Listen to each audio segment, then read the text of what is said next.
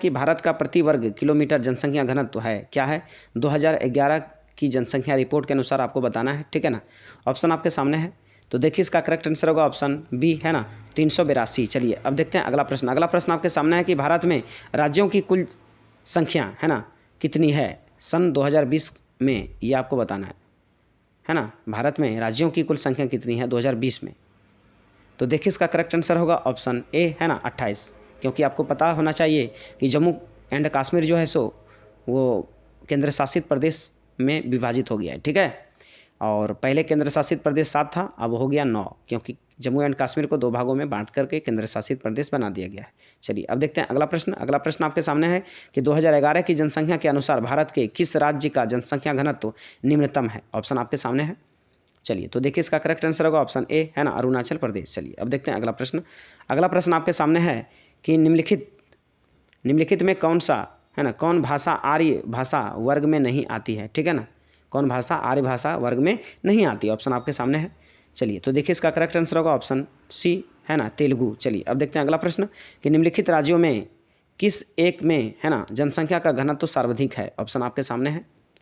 चलिए तो देखिए इसका करेक्ट आंसर होगा ऑप्शन ए, है ना, पश्चिम बंगाल। चलिए अब देखते हैं अगला प्रश्न कि बिहार के लोग किस भाषा परिवार समूह से संबंधित है। ऑप्शन आपके सामने है।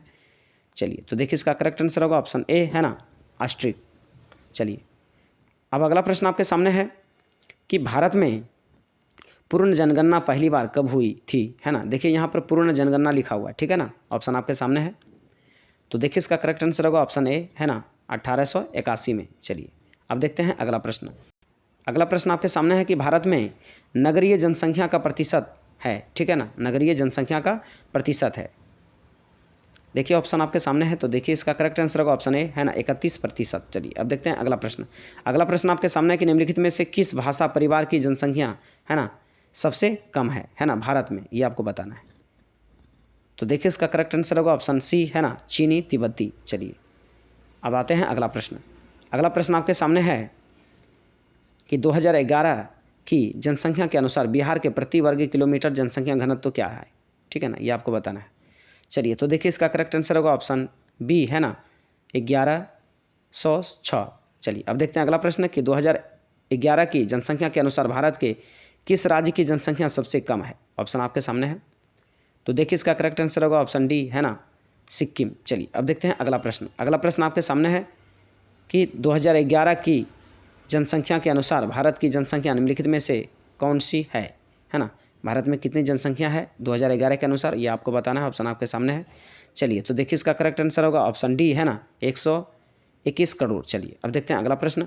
अगला प्रश्न आपके सामने है कि वर्ष 2011 की जनसंख्या के अनुसार निम्नलिखित में से किस राज्य में नगरीय जनसंख्या का अनुपात सर्वाधिक है। ऑप्शन आपके सामने है, तो देखिए इसका करेक्ट आंसर होगा ऑप्शन डी, है ना, गोवा। चलिए अब देखते हैं अगला प्रश्न। चलिए अगला प्रश्न आपके सामने है कि निम्नलिखित में से कौन सा एक समूह भारत में विशालतम भाषाई समूह है, ठीक है ना, ये आपको बताना है। ऑप्शन आपके सामने है, तो देखिए इसका करेक्ट आंसर होगा ऑप्शन बी, है ना, भारतीय आर्य। चलिए अब देखते हैं अगला प्रश्न। अगला प्रश्न आपके सामने है कि भारत में विश्व की कुल जनसंख्या के कितने लगभग प्रतिशत लोग बसते हैं, ठीक है ना। ऑप्शन आपके सामने है। चलिए तो देखिए इसका करेक्ट आंसर होगा ऑप्शन बी, है ना, 18%। चलिए अब देखते हैं अगला प्रश्न। अगला प्रश्न आपके सामने है कि 2011 की जनसंख्या के अनुसार किस राज्य की घनत्व सबसे अधिक है। ऑप्शन आपके सामने है, तो देखिए इसका करेक्ट आंसर होगा ऑप्शन सी, है ना, बिहार। चलिए अब देखते हैं अगला प्रश्न। अगला प्रश्न आपके सामने है कि रांची किस राज्य की राजधानी है, ठीक है ना, ये आपको बताना है। ऑप्शन आपके सामने है, तो देखिए इसका करेक्ट आंसर होगा ऑप्शन डी, है ना, झारखंड। चलिए तो प्यारे बच्चों, ये वीडियो आपको कैसा लगा आप ज़रूर कमेंट कर बताएं, और जितना ज़्यादा से ज़्यादा हो सके इस वीडियो को शेयर करें, और वीडियो अच्छा लगा हो तो लाइक करना ना भूलें, और चैनल पर पहली बार आए हैं तो चैनल को सब्सक्राइब कर लें और बेल आइकन प्रेस कर दें, जिससे कि हमारे द्वारा अपलोड की गई वीडियो की नोटिफिकेशन आपको टाइम पे मिलता रहे। तो चलिए हम फिर मिलते हैं नेक्स्ट वीडियो में, तब तक के लिए जय हिंद, जय भारत, वंदे मातरम।